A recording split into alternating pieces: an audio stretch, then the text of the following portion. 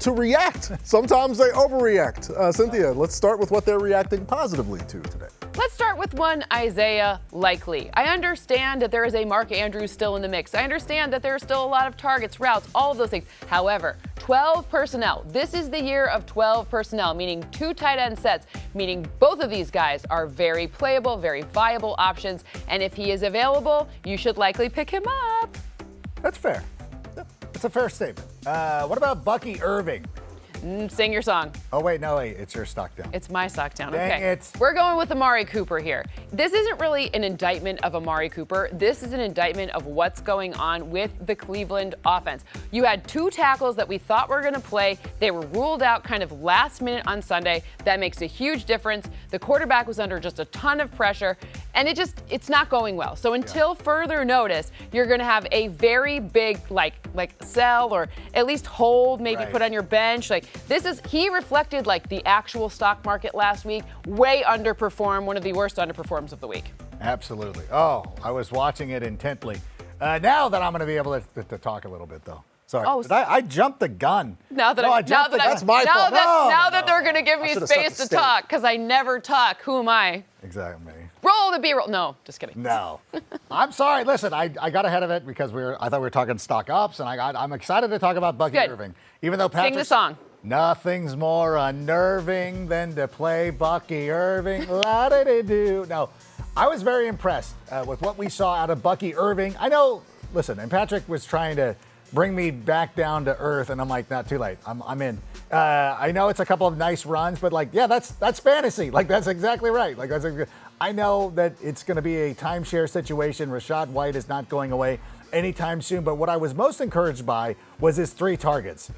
Him being involved in the passing offense shows me that they do have some trust in him already, and that moving forward, it's going to probably likely move more towards a 50-50 split. And I know a lot of people were fighting me during the run up to the season saying, Rashad White, is this? I'm like, I'm telling you, it's going to be more of a 50-50. Now, speaking of the Indianapolis Colts, Patrick, he was talking about Anthony Richardson earlier.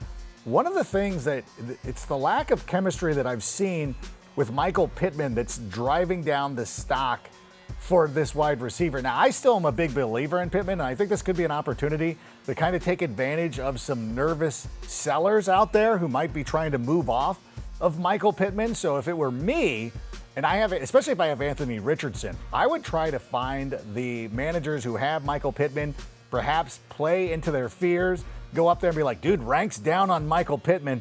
And then they'll be like, I'm trading him then. Actually, they even do the opposite. If Rank doesn't like him, then I love him, which is the way that goes. Yeah, I doubt Michael Pittman Jr. is going to be under 1 fantasy point per target for the rest of the season. But people are going crazy. Yeah. And I'll allow it, as long as it benefits me. Yeah, and sometimes we even parody people who overreact a little bit too much to fantasy football results. One place I don't think we'll overreact, we talked about him a little bit earlier in the show, that's Rasheed Shahed, whose stock is going up. And you could say it's circumstantial. He had that long touchdown. He led the team in targets. Yes. And it was a blowout. Otherwise, they would have thrown the ball a little bit more. As of right now, Rasheed Shahed available in 95% of NFL.com Fantasy League. I don't think that's going to be the case next week. He's going to be a very popular player tomorrow. And Cynthia mentioned the ascension of Isaiah Likely, ranked it as well, dropping the stocks a bit for Mark Andrews. I think if you're not going to get rid of Mark Andrews on the football team. You took him where you took him for a reason. He's never had a game where he ran more than 20 routes and had 3.4 fantasy points. He hasn't done that since his rookie year. So I think that was a highlight of a bad game. Maybe somebody will overreact, and you can take advantage of them if Mark Andrews is available. And again, some of those stock downs, you didn't have a choice. You were starting those guys no matter what. But sometimes there's fantasy decisions that as soon as we let them go, we want to have them back a little bit. And that brings us to